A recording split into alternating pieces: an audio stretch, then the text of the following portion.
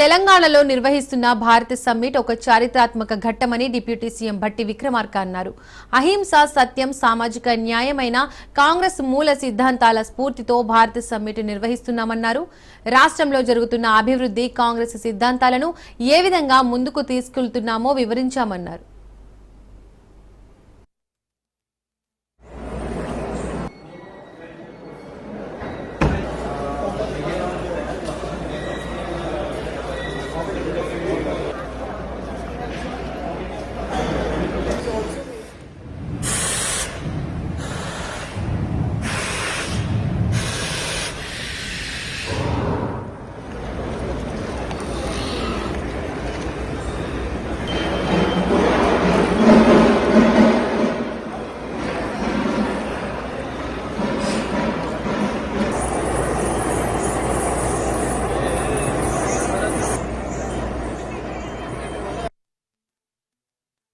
Bharat summit అనేది ఒక చారిత్రాత్మకమైనటువంటి summit. ఇది పండిట్ జవహర్లాల్ నెహ్రూ గారు ఈ ప్రపంచానికి విదేశాంగ విధానాన్ని, అట్లాగే ప్రపంచంలో ఉన్న అన్ని దేశాలు ఈ కోల్డ్ వార్ కారణమవుతున్నటువంటి దేశాలతో కాకుండా ఒక నాన్ అలైన్మెంట్ మూమెంట్ అని తీసుకొని భారతదేశం ప్రపంచానికి ఆనాడు నాయకత్వం వహించింది.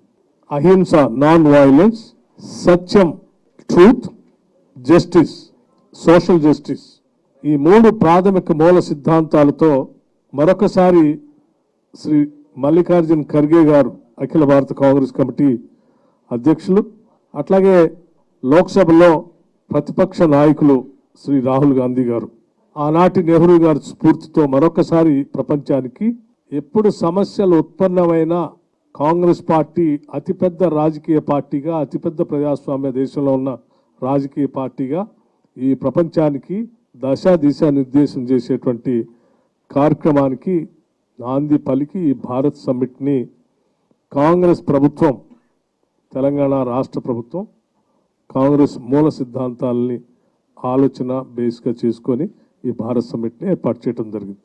పెద్ద ఎత్తున ఈ భారత్ సమ్మిట్కి ప్రపంచవ్యాప్తంగా ప్రగతిశీల భావాలు కలిగినటువంటి వాళ్ళు, శాంతి కాముకులు, గ్లోబల్ జస్టిస్ జరగాలని కోరుకున్నటువంటి వాళ్ళు, అసమానతలు లేనటువంటి సమాజాన్ని నిర్మించాలనుకున్నటువంటి వాళ్ళు పెద్ద ఎత్తున ఈ భారత్ సమ్మిట్లో పాల్గొనడానికి ఇక్కడ వచ్చారు.